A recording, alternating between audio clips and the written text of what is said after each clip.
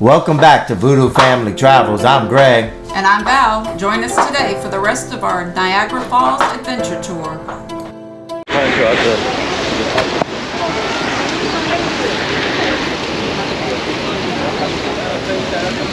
We're heading up to the crow's nest. We just did Maid of the Mist, which you should have seen that footage. Tried to film. I had my eyes closed because it was extremely windy and the water was crazy. So we're heading up to the crow's nest.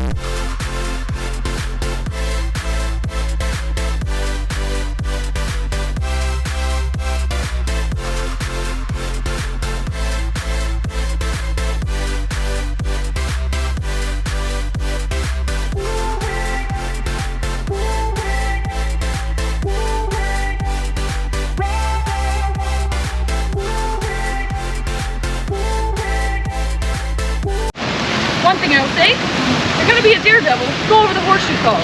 Because I don't know if you saw those rocks at the bottom of the American falls, but you're not going to make it. So there actually was a case of this little boy, 7 years old, named Roger Woodward. And he and his 17-year-old sister, Deanne, were on a boat ride with a friend of their father for Deanne's 17th birthday. So they were in the Niagara River and the boat propeller hit a rock and the pin fell off. The boat ended up going out of control and there were 2 life jackets on board. One of them went to Roger, one of them went to Deanne, and the man, whose name is escaping me, was not able to get one on. The boat ended up flipping. Roger went one way with this gentleman, and Deanne went another. Deanne ended up managing to stay close to the shore, but she got about 20 feet from the edge of the horseshoe falls, and a man reached out to her and was able to pull her out by her thumbs. Deanne survived.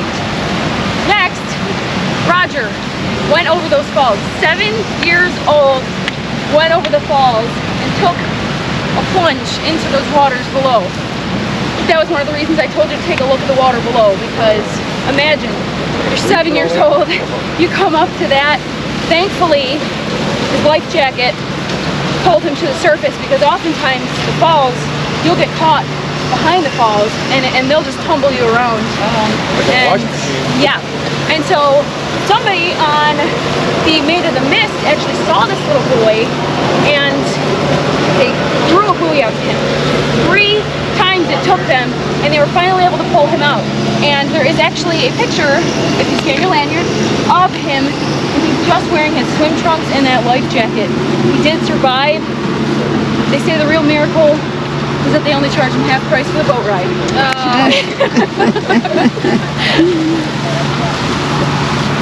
But yes, he ended up going into the Navy and became a diver with the Navy. Wow.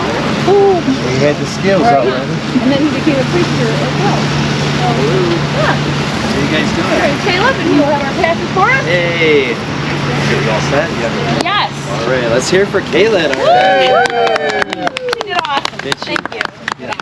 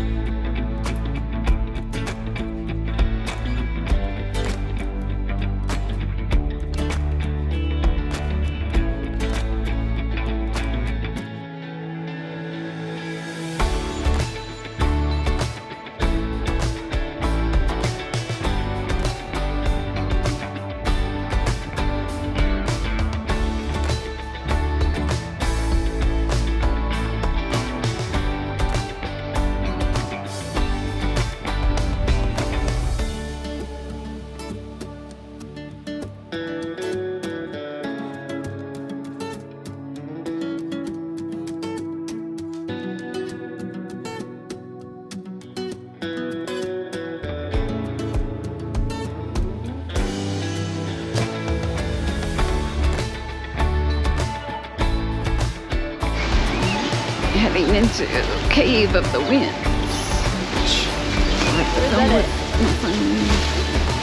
Oh, look, take a picture about it there. Into the inside.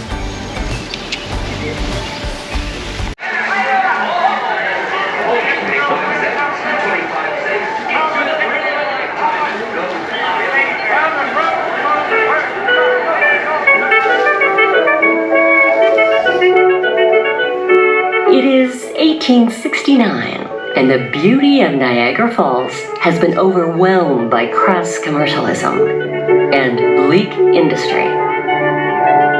The lands surrounding Niagara Falls are largely controlled by private owners, and public access to the falls is limited. Step right up and come see Niagara Falls! The pristine natural landscape of Niagara is quickly disappearing, creating an atmosphere more carnival than inspirational.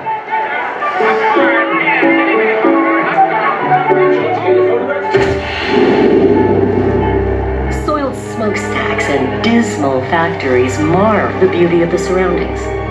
These industrial eyesores draw upon the water's immense energy to power their machines, then spew their waste into the gorge. Into this world of carnival hucksters and dilapidated mills walks Frederick Law Olmsted, renowned landscape architect. Olmsted is horrified by what he sees and wonders how can something so beautiful be so desecrated.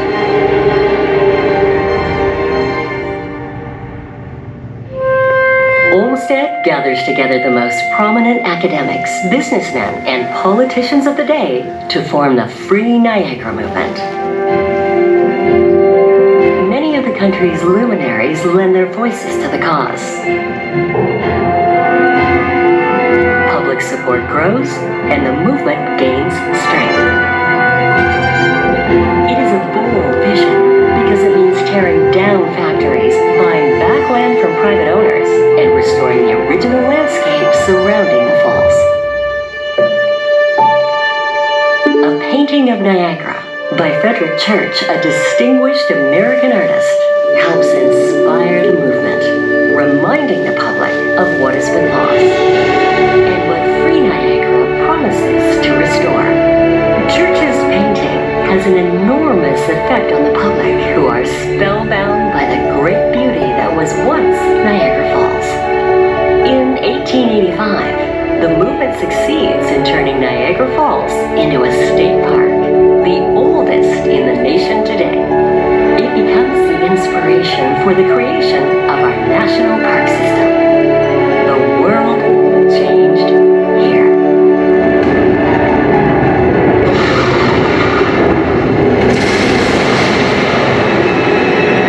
During this period, the brilliant scientist Nikola Tesla, a recent immigrant to America, dreamed of generating energy by harnessing the power from the falls.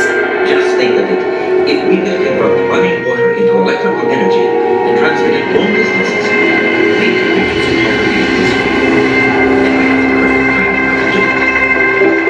atmosphere. Believing that alternating current was the way of the future, Tesla designs generators that can produce alternating current capable of being transmitted over long distances. But will it work?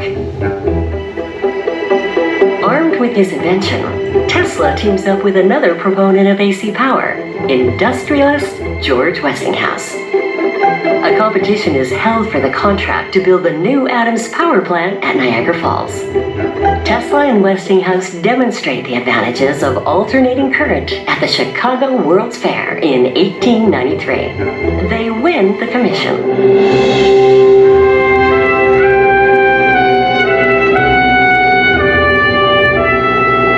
The Adams power plant becomes the first large-scale hydroelectric power plant and the first to generate AC current using Tesla-designed generators. In August 1895, the plant begins operating. A little more than a year later, electricity is sent from the Adams power plant to Buffalo, New York, nearly 20 miles away. When the Pan Am Expo comes to Buffalo in 1901, with visitors arriving from across the globe, Tesla and Westinghouse seize the opportunity to showcase their accomplishment to the world.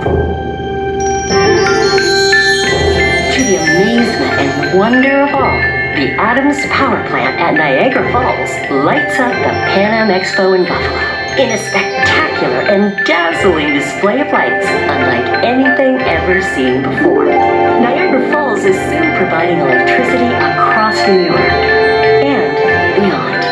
The ability to transmit electricity long distances electrifies the world. It is the same system we use today, over 100 years later. The world changed here. Sometimes human brilliance can give power to people. Sometimes people can restore beauty to nature. And sometimes by working together, we can ensure that beauty and power exist together. As you step out and explore and breathe Niagara Falls, as you sense its awe and inspiration, remember, the world changed here.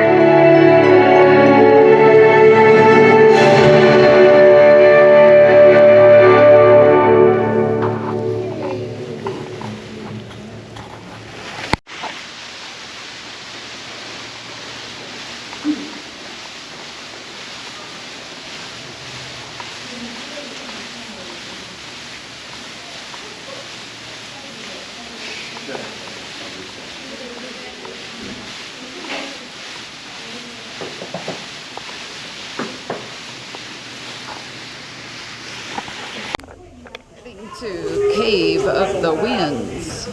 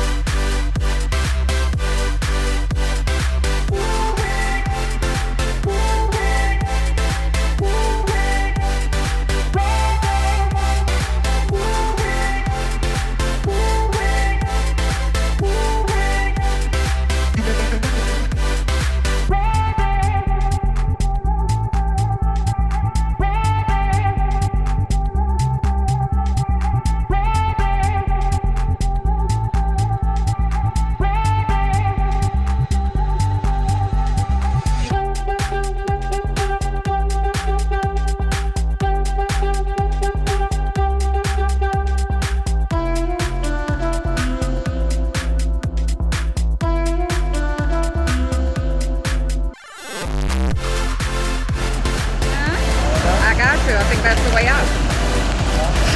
I think that's how you get out.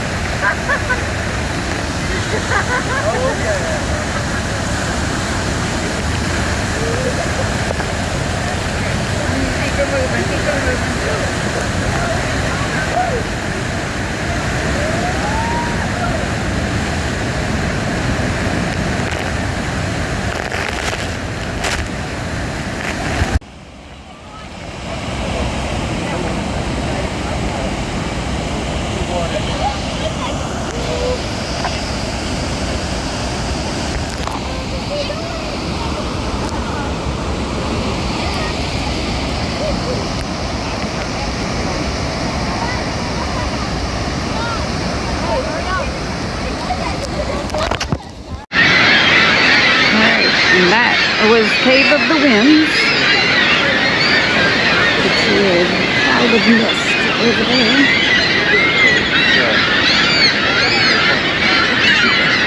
The birds, seagulls love it.